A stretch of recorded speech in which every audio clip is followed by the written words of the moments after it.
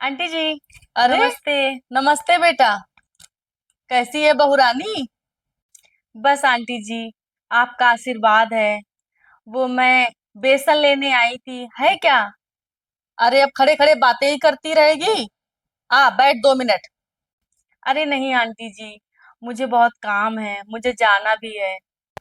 अरे, होता रहेगा काम। हमेशा जल्दी में ही आती है तू। चला, थोड़ी देर बैठ ले।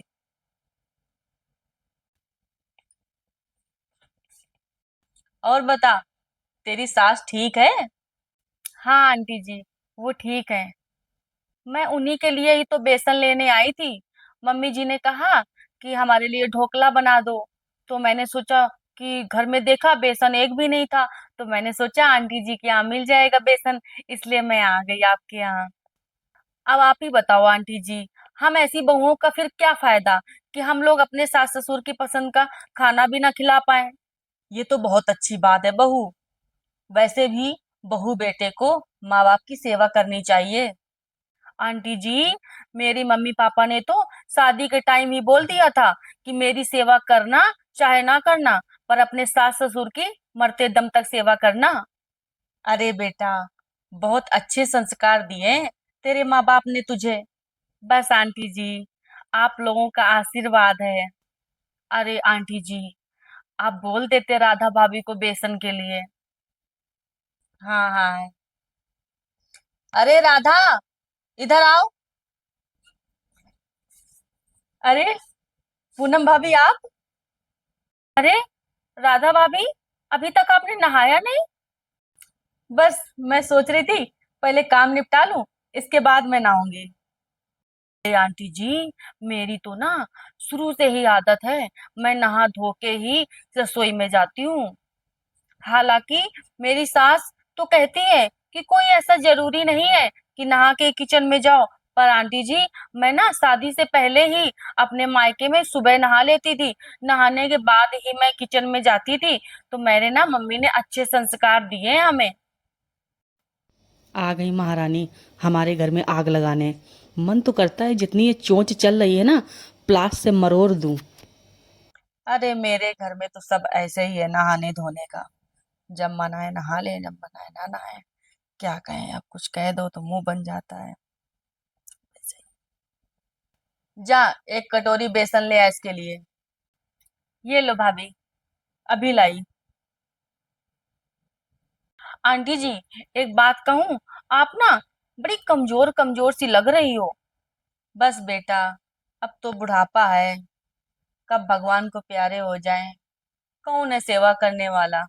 सब अपने में मस्त हैं। क्या कहें। आप ना आंटी जी रोज सुबह सुबह बादाम और किशमिश खाया करो। मैं तो अपने सास ससुर के लिए 10 बादाम और 10 किशमिश रात को भिगो देती हूँ। रोज सुबह देती हूँ खाने के लिए। जब से खाने लगे हैं ना, तब से कहते हैं कि बेटा, मेरी सेहत में अब फर्क पड़ने लगा है। अब आप ही बताओ आंटी जी, सास ससुर की सेवा हम नहीं करेंगे तो कौन करेगा? सही कह रही है बहू तू। बात तो सही है।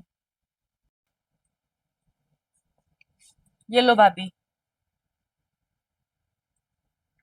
मैं ना थोड़ा जल्दी में हूँ, क्योंकि ना मुझे मम्मी के लिए ना ढोकला बनाना है। तो मैं ना फिर आऊंगी, ठीक है आंटी जी? ठीक है राधा? ठीक है, मैं चलती हूँ। ठीक है बहू। Thank you aunty. Thank you Radha. ठीक है, मैं जा रही हूँ, मैं फिर आऊंगी। सीख कुछ इससे। क्या सीखूं मम्मी जी? देख तो कितनी अच्छी है ये। कितनी सेवा करती है अपने सास ससुर की। अच्छा, ये करती है सेवा। मैं क्या नहीं करती सेवा? क्या कोई बाहर वाला आता है घर का काम करने के लिए? अरे, काम करती हो, पर और घर में जाके देखो बहुएं कितना कितना काम करती हैं। बस, आ गई आप इनकी बातों में। मम्मी जी, एक बात कहें। अभी आपको ये बहुत अच्छी लग रही हैं। मैं भी इनके घर जाऊंगी ना, तो इनकी सास को मैं भी बहुत अच्छी लगूंगी। इनकी सास ना मेरी तारीफों के पुल बांधते नहीं थकेंगी। पर एक बात तो है मम्मी जी, सभी सासों को ना अपनी बहू नहीं अच्छी लगती है, दूसरे की ही बहू अच्छी लगती है।